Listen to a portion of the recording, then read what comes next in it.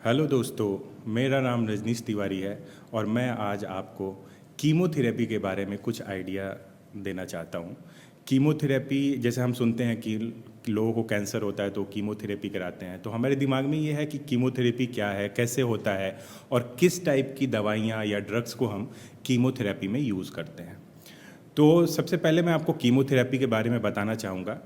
Chemotherapy जो है ये हम एक पर्टिकुलर इन्फेक्शंस, कोई स्पेसिफिक टाइप इन्फेक्शन को ट्रीट करने के लिए कीमोथेरेपी का यूज़ करते हैं और डायरेक्टली प्योर केमिकल एजेंट को हम पेशेंट के बॉडी पे यूज़ करते हैं। तो इस थेरेपी में हम मोस्टली एंटीबायोटिक्स यूज़ करते हैं। तो यहाँ पे हम जानेंगे कि कीमोथेरापिटिक एंटीबायोटिक्स को हम कीमोथेरापिटिक एजेंट्स भी बोलते हैं। तो कीमोथेरापिटिक एजेंट्स को हमने दो कैटेगरी में डिवाइड किया है। First one is bacteriostatic. Bacteriostatic का मतलब वो जो हमारे माइक्रो ऑर्गेनिज्म या बैक्टीरिया के ग्रोथ को इनहिबिट कर दें या कम कर दें। आप डायरेक्टली ये कह सकते हैं बैक्टीरियोस्टैटिक इज दोज सब्सटेंस या those drug which inhibit the growth of bacteria. And second one is bactericidal. Means bactericidals वो होते हैं जो बैक्टीरिया के या माइक्रो ऑर्गेनिज्म को टोटली किल कर देते हैं या डिस्ट्रॉय कर देते हैं। तो ये कीमोथेरापिटिक एजेंट हो गए, मींस एंटीबायोटिक्स। तो अब एंटीबायोटिक्स के साथ जो भी थेरेपी होती है उसको हम कीमोथेरेपी बोलते हैं। और आप ये भी कह सकते हैं कीमोथेरेपी वो ट्रीटमेंट या थेरेपी का वो पार्ट है जहाँ पे हम प्योर केमिकल के थ्रू किसी स्पेसिफिक इन्फेक्शंस को ट्रीट करने की कोशिश करते हैं। तो अब हमें जानना होता है कि एंटीबायोटिक क्या है, व्हाट इज़ एंटीबायोटिक्स। तो एंटीबायोटिक वो है जो हम किसी एक पर्टिकुलर माइक्रो ऑर्गेनिज्म के बॉडी से बनाते हैं और दूसरे या सेम माइक्रो ऑर्गेनिज्म के ग्रोथ को रोकने के लिए या उसको पूरी तरह से किल करने के लिए यूज़ करते हैं। तो मैंने बताया कि एंटीबायोटिक, व्हाट इज़ एंटीबायोटिक। तो एंटीबायोटिक वो एजेंट्स हैं जो किसी एक पर्टिकुलर या किसी हम बहुत वैरायटी ऑफ माइक्रो ऑर्गेनिज्म के बॉडी से बनाते हैं और सेम माइक्रो ऑर्गेनिज्म को या अदर माइक्रो ऑर्गेनिज्म के ग्रोथ को रोकने के लिए या उसको किल करने के लिए यूज़ करते हैं। तो अब हम देखेंगे टाइप्स ऑफ एंटीबायोटिक्स, कितने टाइप के एंटीबायोटिक्स होते हैं। तो हमने एंटीबायोटिक्स को भी दो टाइप्स में डिवाइड किया है, ब्रॉड स्पेक्ट्रम एंटीबायोटिक्स और नैरो स्पेक्ट्रम एंटीबायोटिक्स। तो ब्रॉड स्पेक्ट्रम एंटीबायोटिक्स वो होते हैं जो हमारे ग्राम पॉजिटिव बैक्टीरिया और ग्राम नेगेटिव बैक्टीरिया दोनों पे काम करते हैं, दोनों पे इफ़ेक्टिव होते हैं, दोनों के ग्रोथ को रोक सकते हैं या किल कर सकते हैं। और नैरो स्पेक्ट्रम एंटीबायोटिक्स वो होते हैं जो किसी एक पे, या तो ग्राम पॉजिटिव पे या ग्राम नेगेटिव बैक्टीरिया पे काम करेगा, किसी एक पे इफेक्टिव होगा, that is a narrow spectrum antibiotics. तो अब हम देखेंगे कि उसका क्लासिफिकेशन देखते हैं, क्लासिफिकेशन ऑफ एंटीबायोटिक्स। कितने टाइप के एंटीबायोटिक्स हैं, बहुत और वेराइटी, मार्केट में अभी बहुत वेराइटी के एंटीबायोटिक्स हैं, लेकिन कुछ एंटीबायोटिक्स को हमने यहाँ क्लासीफाई किया है, वो मैं आपको बताना चाहूँगा on the basis of mechanism of action. उनके काम किस टाइप से वो काम करते हैं या माइक्रो ऑर्गेनिज्म पे जाके क्या कैसे अपना एक्शन शो करते हैं, कैसे काम करते हैं, उसके बिहाफ पे हमने एंटीबायोटिक्स को कुछ कैटेगरी में डिवाइड किया है। तो वो मैं आपको बताना चाहूँगा। तो first one is cell wall synthesis inhibitor.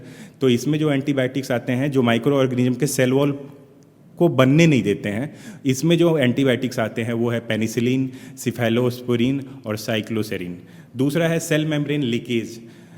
तो इस कैटेगरी में जो आते हैं एंटीबायोटिक्स आते हैं वो सेल मेम्ब्रेन में कहीं से कुछ होल कर देते हैं, जिससे वहाँ के अंदर के जो भी कंटेंट है, हमारे सेल में जो भी कंटेंट है, चाहे वो माइटोकॉन्ड्रिया हो, जेनेटिक मटेरियल्स हो, सेंट्रियोल्स हो, वो सारे लीक होने लगते हैं और वो लीक होने के चलते हमारा जो माइक्रो ऑर्गेनिज्म है वो किल हो जाता है। तो इस कैटेगरी में जो ड्रग आते हैं वो है एम्फोटेरिसिन बी, नैस्टेटिन और पॉलीमैक्सिन।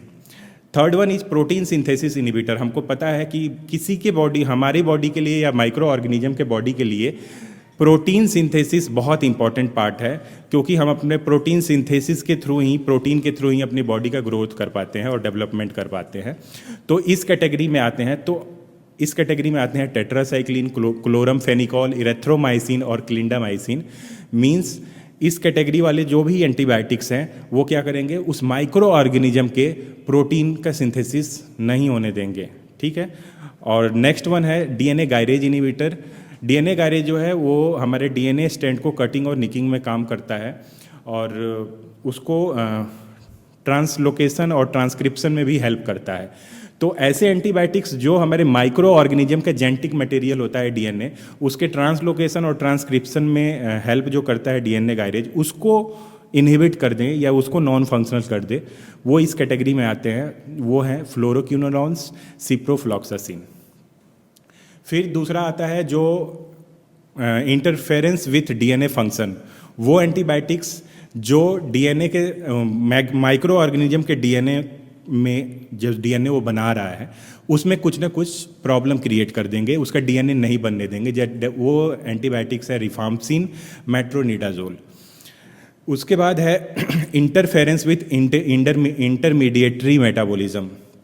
इस कैटेगरी के जो एंटीबायोटिक्स है वो क्या करते हैं, माइक्रो ऑर्गेनिज्म के मेटाबॉलिज्म को डिस्टर्ब कर देते हैं और उनके ग्रोथ और डेवलपमेंट को रोक देते हैं। और इसमें आते हैं सल्फोनामाइड, पैरामिनोसैलिसिलिक एसिड, ट्राईमेथोप्रिम, पायरामेथामाइन और इथम्ब्यूटॉल।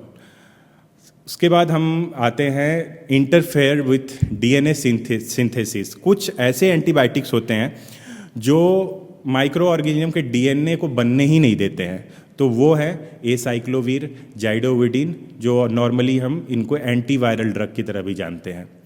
एंड लास्ट वन जो हमने रखा है वो है जो एमआरएनए की कोडिंग को मिसलीड कर देते हैं, means cause miss reading of mRNA.